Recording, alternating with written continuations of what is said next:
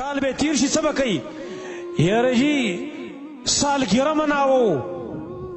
سالګره څه معنا چې زه یو کال مې بل تیر کو مرګ ته نږدې شوم خوشحالي مناوم اسی په ایمان مې وایي د دې نه بل غټ قمقل شته یو سړي د لاس کټ کې او دی په ګډېدو شي هلته خوشحاله شي چې اوهو لاس تا نه کټ شو په ګډېدو شي خلک به څه وایي دا قمقل نه دا لیولی نه او پاگلخانه کې داخلول غواړي دا خلک ټول په پاگلخانه کې داخلول غواړي دا کوم خلک چې دا سالګرې مالګرې مناوي او بیا خې ایجوکیټډ خلک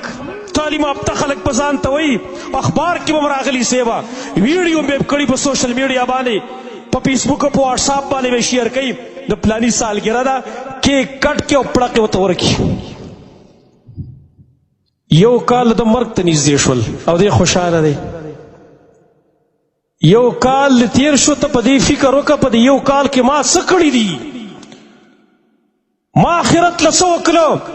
ما ته خپل الله دا ویل یا ایها الذین آمنوا اتقوا الله ولتنظر نفس ما قدمت لغد اے ایمان والو ویریږئ د الله نه هر یو نفس فکر وکړه چې سبا لم څه تیار کړي دي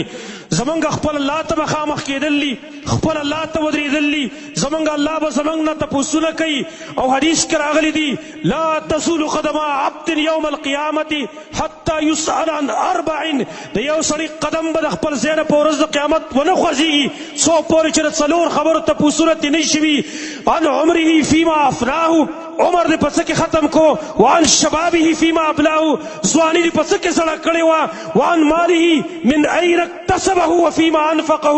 مال دې د کم ځای نه ګټلی او په څه کې دې خرچ کو وعن علمه ماذا عمل به او علم دې په هغې څومره عمل کړی و څومره دې په هغې باندې خپله زندګي جوړه کړې وه د دې څلورو خبرو تپوس خو د هر یو تن نه کېږي نبي وایي لا تزول قدم عبد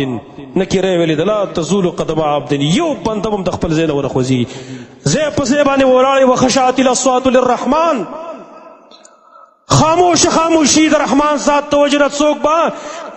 کشار به د خپو صرف اورېدلی کېږي نور به اوازونه بلکل خاموش د رحمان ذات د وجې نه وخشعت الاصوات للرحمن دغه سوال ته تا ځان تیار کړی دی